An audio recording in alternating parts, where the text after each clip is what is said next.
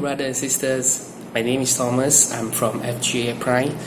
I'm currently joining a life group called Faith Line. Today, I'm very glad that I'll be able to share a message of exhortations to the church. Today's I share something that is quite close to my heart because this verse has been a guidance to my life. This verse is taken from the books of Proverbs. We all know that book of Proverbs is a book of wisdom, and this verse is particularly concentrate on the area of money. Alright, the verse that I'm going to read to you today is regarding Proverbs 30. It is written by an author named called Augur, and these are his wisdoms towards us that we can learn from him.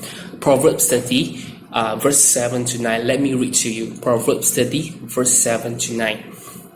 2 things I request of you. Deprive me not before I die. Remove falsehood and lies far from me. Give me neither poverty nor riches. Feed me with the food allotted to me. When I first read this Bible verse, the very first time I read it, it has so deep impression to me that I was really mind-boggling at that time. I mean, I understand that if you say that God do not give me poverty, I mean, who wants to be in poverty? You are in a state of suffering. I mean, nobody's want to be in a state of suffering.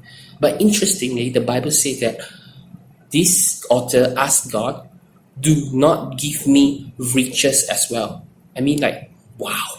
I mean, in this era, who do not want to make an extra money, who do not want to be rich? And all the world in our social media, people around us are always talking about money to be getting riches. You know, there's a lot of quick to reach, get quick scheme. There's so much of these things going on around us. Yet the Bible is saying that do not seek riches.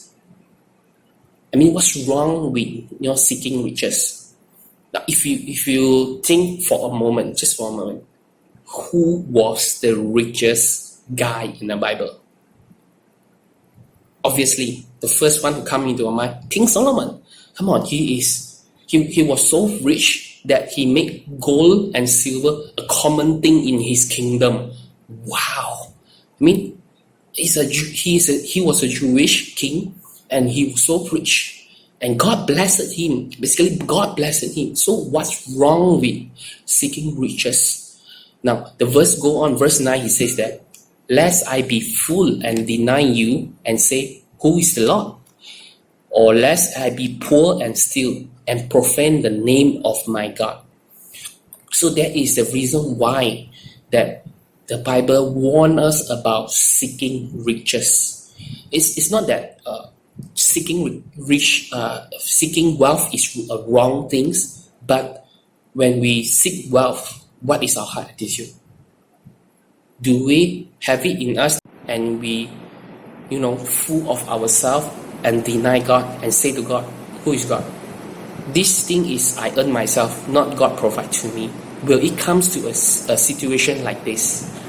So this verse has actually guided in my life. I have when I try to make money, through investment channel, I will always guard my heart to say, God, when I make this money, is it that I make it so that I feel that I want to secure my life and there's nothing to do with you? Or do I want to have more money so that, Lord, this become the security of my life? I always remind myself that, God, I do not want to be in such a situations that this is things that, Lord, I want to seek in my entire life, and that I forget about you. I know that currently now is a very difficult times, and we are in a pandemic situations. Personally, I'm having a pay cut in my company as well. I understand the pain, I understand the financial difficulty that we are having right now. But in this time when we are trying to make more money, please be mindful that you do not make money. We do not make money because we want to have security from the money, but rather from security from God. I hope this message or exhortations make your day. Thank you.